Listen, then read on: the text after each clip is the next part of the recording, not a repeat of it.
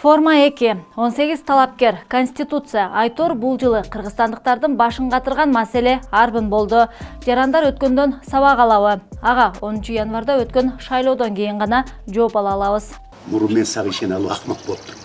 Кыскасы өлкө тагдырын чече турчу күн босогодо турат. Жарандар президент менен катар эле мамлекетти башкаруу формасын тандашы керек. Андыктан шайлоо менен референдум кандай өтөрүн дагы бир ирет талдап беребиз. Сиздер менен мен Наргиза Асекова. Салам. 10 январ. Бул күнү мамлекет башчыны жана мамлекетти башкаруу формасын тандайбыз. Тактап айтканда, учурда бир талапкер президенттик башкаруу формасын жакшы көрөт дейле.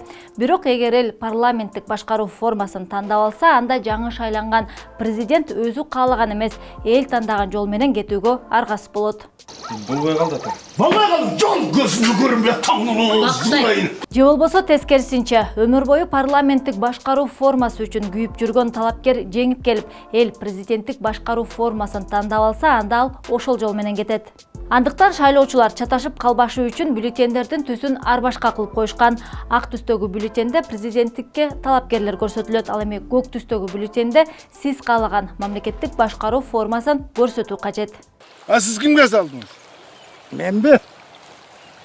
Мен айтпайм. Эске салсак, президенттик такты үчүн 18 талапкер ат салышып жатышат. Алардын ар бирин мурунку чыгарылыштарда талдап чыкканбыз. Негизги тактыга көз арткандарды жакындан тааныгыңыз келсе, анда бул жакта көрсөтүлгөн тиркеме аркылуу өтүңүз. Ошондой эле добуш берердин алдында мамлекетти башкаруу формаларынын кайсы бирин тандай албай жатсаңыз, анда маалыматты бул жакта көрсөтүлгөн тиркеме аркылуу жаңыртып алсаңыз болот. Ал жакта президенттик, парламенттик жана аралаш башкаруу формалары тууралуу сөз болот.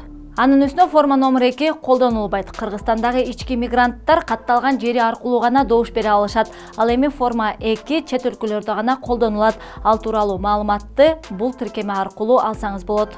Акыркы парламенттик шайлоодон кийин шайлоочулардын саны кыйла өскөн. Дээрлик 20 000 кишиге. Азыр алардын саны 3,5 миллиондон ашат. Бирок ичинен 200 000ден ашуун жаран форма 2-нин айынан добуш бере албай калышы ыктымал. Анткени көбүнесе ички мигранттардын каттоосу алыскы айыл аймактарда турат. Бирок эми бийлик жардам болсун деп 8 январды эс алуу күнү деп жарыялады. Ошентсе дагы араңдан зорго акча табып, жанын багып жүргөн жарандар бир добуш бериш үчүн алыска сапар тартып, кошумча каражат сарптаганга мүмкүнчүлүгү болобу деген суроо жаралат.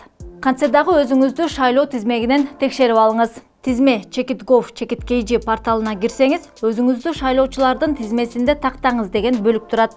Ал жакка киргенден кийин аты жөнүңүздү жазып, робот эмесмин деген жерге белги коюп, анан издөө саласыз. Анда эмесе эң негизги добуш берүүнүн жолжобосуна токтолсок, биринчиден добушканага бет кап тагынып баруу абзел. Шайлоо тилкесине киргенден кийин колду антисептик менен тазалаганды унутпаңыз.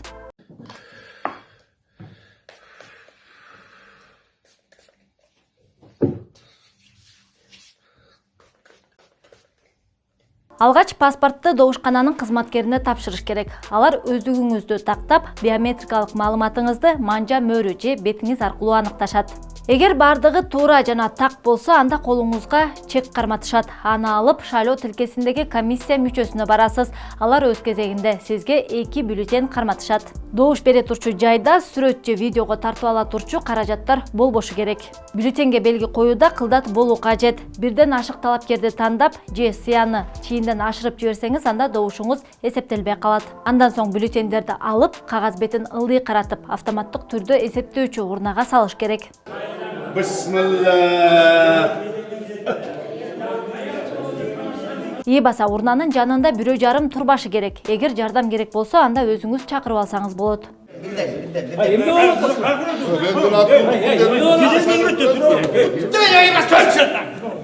Ошентип жарандык милдетти аткарып, өлкө тагдырын өзгөртүүгө салым кошкон болосуз. Ийгиликти эртегечи жок дейт. Эми дал ушул президенттик шайлоо жана референдумга бийлик дээрлик 700 миллионго чамалаган каражат сарптаганы турушат. Албетте, акчаны мамлекеттик бюджеттен алышат. Ансыз да өлкө бюджетинде таңкыстык болуп турган маалда мынча каражатты кайдан табышты деген суроо туулат. 15. 20. Он жерде 5 анан 3. Все, братишка. Понттор болсо alo деп коосуң да. Баса, ийгиликсиз аяктаган акыркы парламенттик шайлоодон кийин болгону 3 ай өттү. Бирок борбордук шайлоо комиссиясы дагы кошумча көчмө урналарды сатып алганы жатат. Тактап айтканда 2000ден ашуун даанасын, ага эң кеминде 6 миллион сом сарпталат. Бирок буга чейин колдонулган көчмө урналар кайда жоголгон деген дагы бир суроо жаралат. Мен өзүм айтып атпайм, биякта жок болуп атат. Сиздин колуңуз жок, баарын тең биз кайрадан таап беребиз аны.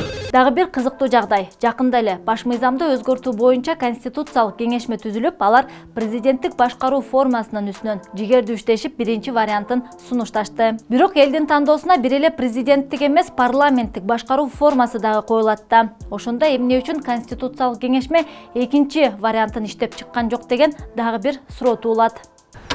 Сиз биздин саясатчыларда эле чоң артист турбайсызбы? Биздин жумушта. Жакшы. Эми буга чай ичип коюңуз. Болуптур. Рахмат. Рахмат. Чоң рахмат. Жакшы. Анткени 10 январда эл парламенттик башкаруу формасын тандап ала турган болсо, анда конституциялык кеңешме кайра түзүлөбү? Биз ал жакта таптак унутуп калыптырбыз. Президенттик шайлоо жана референдум өтүп жатканда коомдук тартипти жана коопсуздукту 11 миңден ашуун милиция кызматкерлери камсыздап турушат. Эгер добуш сатуу же сатып алуу фактысы катталса, анда күнөөкөрлөр 260 миң сомго чейин айыпка жыгылып, же болбосо 2 жылга эркинен ажыратылышы толук ыктымал. Керек болсо өзүн деле сатып салмак. Просто эч ким алып айтпайбы?